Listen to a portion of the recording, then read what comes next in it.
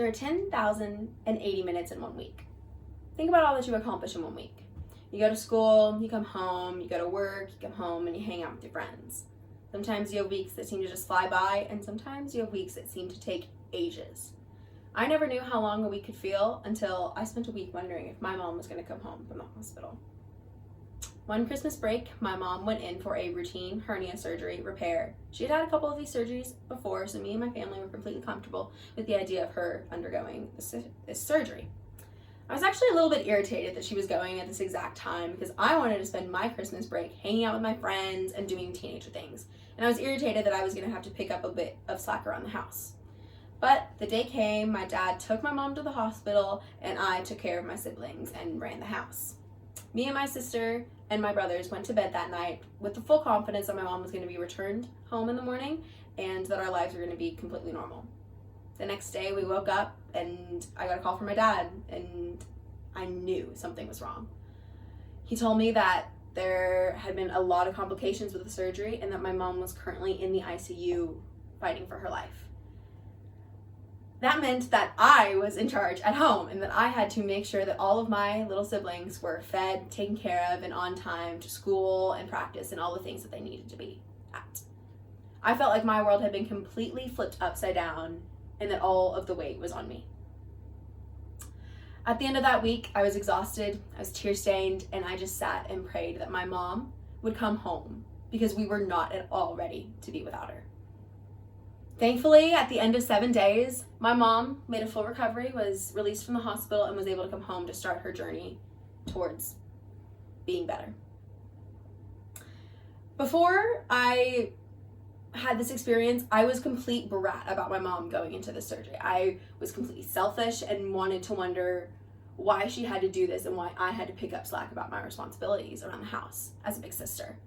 But after all this, I just wanted my mom to be able to be home and to say that she was going to be okay.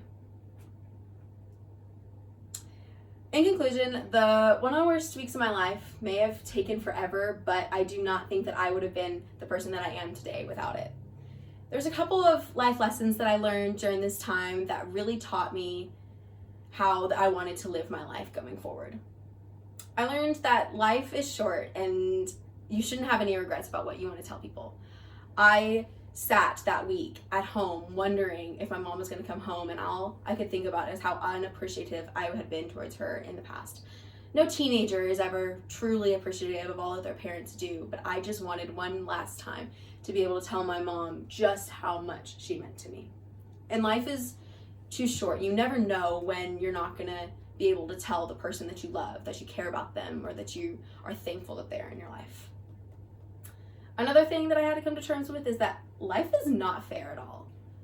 It was not fair for me as a junior to have to take care of my 3 younger siblings and completely run the house.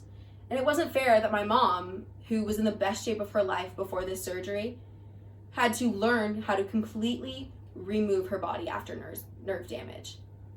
But if you take those situations with grace and determination, life may not be fair, but you'll be able to come out on top. And lastly, the most important thing that I think that I learned is that time is so much more important than material objects.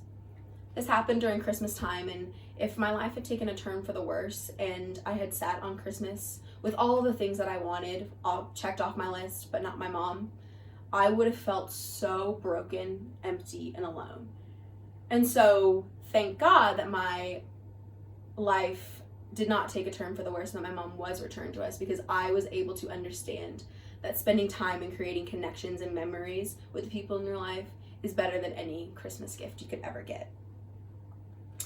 Life spins a lot of curveballs in our way, and it is all up to you whether or not you take those moments, whether you grow with them, or you continue to let life run you over. What are you going to do with the next 10,080 minutes of your life?